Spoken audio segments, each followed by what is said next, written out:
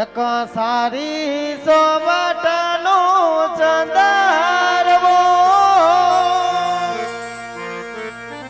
એ માજબકી ઝાલા બડ રે ચંદરવો સારી રે સોવટનો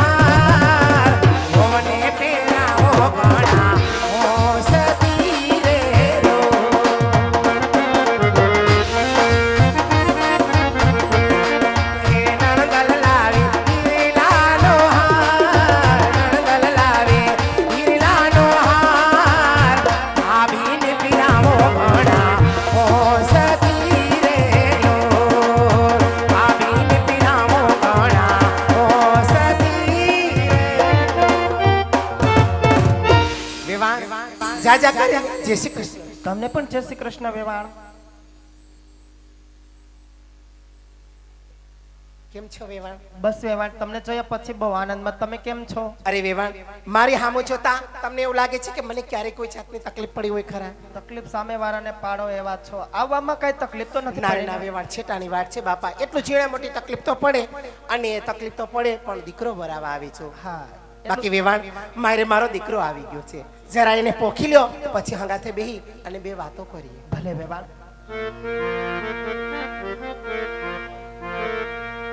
જીવો છો રસેલા તારા મુખડાને જોઈ,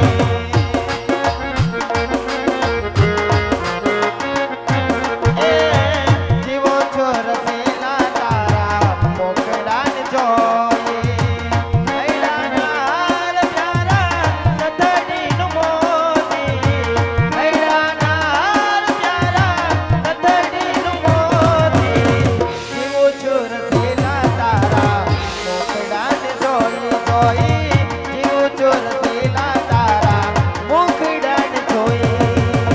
મંડપ મધ્યે કન્યા બજરાવાનો સમય વર્તે સાવધાન ઓહો હો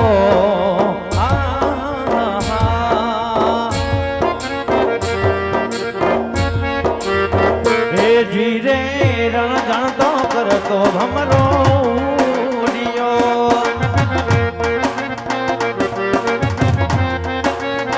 હે જીરે રણ ગણતો કરતો ભમરો યુડિયો.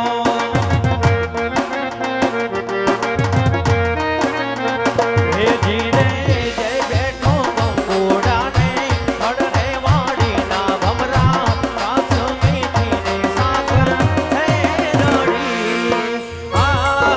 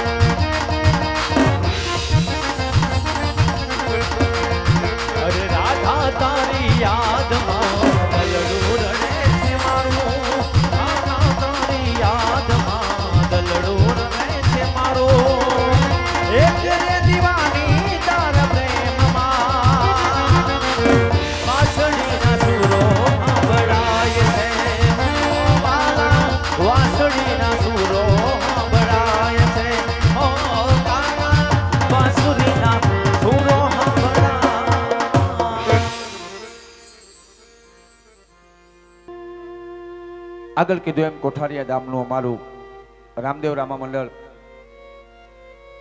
જેને આપ માણી રહ્યા છો, સુંદર મજાનું ગવત્રીના લાભાર્થે આ રામદેવજી મહારાજની જીવન લીલાનું આપ દ્વારા આયોજન કરવામાં આવ્યું અને એમાં અમારું આ મંડળ રામદેવજી મહારાજની જીવન લીલાના માધ્યમથી બેનબા સગુણાના લગ્નના પ્રસંગ સુધી જ્યારે પહોંચ્યું છે ત્યારે વિશેષ અહીં બહેનો માતાઓની હાજરી છે એટલે 2 જ મિનિટનો સમય લઈ અને અમે આ માધ્યમથી કહીએ છીએ જે પાત્રને આપણે ત્યાં સંપૂર્ણ ત્યાગનું પાત્ર કહેવામાં આવે છે, જે પાત્રને આપણે ત્યાં સંપૂર્ણ સમર્પણ સભર પાત્ર કહેવામાં આવે છે, એવું જો કોઈ પાત્ર હોય તો આપણે ત્યાં દીકરીના પાત્રને કહેવામાં આવ્યું છે. એક દીકરીના લગ્નના પ્રસંગ સુધી મંડળ પહોંચ્યું છે, બહેનો માતાઓની હાજરી છે એટલા માટે કહીએ છીએ. કારણ કે આપણે ત્યાં લગ્નના પ્રસંગને મંગલ પ્રસંગ કીધો છે અને બહુ સાચી વાત છે. જે આંગણાની માલિકો 18 વર્ષ પછી 20 વર્ષ પછી અવસર આવે અને મંગલ કહી શકાય, પણ એક બાજુથી લગ્નના પ્રસંગને થોડો કરુણ મંગલ કીધો છે અને એમાં ખાસ કરી કન્યા પક્ષ માટે. શું કામ? આખા લગ્નના પ્રસંગને સાંભળી લેતા એમાં છેલ્લે વિદાયની વેળા આવતી હોય. 18 વર્ષ સુધી જે આંગણાની માલિકો રમીને જે દીકરી મોટી થઈ હોય, 20 વર્ષ સુધી જે આંગણાની માલિકો રમીને જે દીકરી મોટી થઈ હોય, એને 18 વર્ષની માયા લાગી હોય, 20 વર્ષની મમતા બંધાણી હોય, મારો પરિવાર, મારું ઘર, મારું આંગણું, મારો બાપ, તમામે તમામ માયા હરપ જેમ કાહલી ઉતારે એમ પલવારની માલિકો બાપના ઘરની તમામ માયા મમતા તજી દે. એ પાત્ર એટલે દીકરીનું પાત્ર. એવું પાત્ર કહેતા કે રામદેવજી મહારાજની જીવન લીલાના માધ્યમથી બેનબા સગુણાના લગ્નના પ્રસંગ સુધી પહોંચ્યા છીએ ત્યારે વર્તમાન સમયની અંદર જે આંગણે જે પરિવારમાં એક દીકરી નથી હોતી ત્યાં તુલસી વિવાહ કરી અને કન્યાદાનનો લાભો લેવાઈ રહ્યો છે. તો આપણે તો આ માધ્યમથી આ લગ્નના પ્રસંગના સાક્ષી બન્યા છીએ. તો અહીંથી કંકોત્રી રૂપી જોલી આપણી વચ્ચે આવશે, એમાં ફૂલ નહીં તો ફૂલની પાંખડીથી એ જોલીને વધાવજો. કીધું એમ કે જાડેજા પરિવાર અને મિત્ર સર્કલ બધા દ્વારા સુંદર મજાનું ગાયોના લાભાર્થે આ મંડળનું આયોજન કરવામાં આવ્યું. 1 જ મિનિટ માટે કહીશ કે આવો સારો વિચાર પણ તમારી માથે પરમાત્માની કૃપા હોય, તમારા ઈષ્ટની, તમારા કુળદેવીની કૃપા હોય તો સારો વિચાર આવી શકે. વર્તમાન સમયની અંદર 3 જૂન તમે માં કહીએ ને, એક મને તમને જન્મ દેવા વાળી જનેતા, બીજું જેના ખોળે બેઠા છે એ ધરતી, અને ત્રીજું જો કોઈને માં કહેવામાં આવ્યું હોય ભારત વર્ષની માલિકો તો એ ગાયને આપણે માં કહીએ છીએ હિન્દુ ધર્મની અંદર.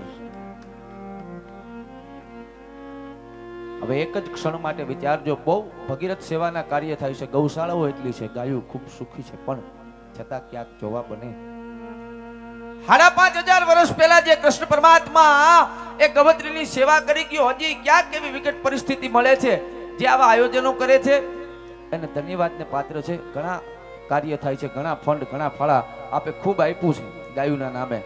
અને ભગવાન દ્વારકાધીશ, ભગવાન તમારા ઈષ્ટદેવ, તમારા કુળદેવી જે હોય એ આ ધર્માદાની માલિકો આપેલું ક્યાંય અફેલ હોતું નથી. પરમાત્મા કોઈને પ્રત્યક્ષ મળતો નથી, પણ તમે 500 વાપર્યા હોય તમારા ધંધામાં તમને સામો 1000નો ફાયદો હોય. સાહેબ કોઈએ કીધું કે પરમાત્મા છે એની ખાતરી શું, ભગવાન છે એની ખાતરી શું? પરચો હોય તો ખબર પડે, કઈક પરચો આપે તો. એક માણસે કીધું કોડા કે મને પરચો બતાવે ને તો ખબર પડે. કે તું જીવશો એ જ મોટો પરચો છે, આનાથી મોટો પ્રત્યક્ષ બીજો પરચો ઈશ્વરની સાક્ષીનો કયો હોઈ શકે?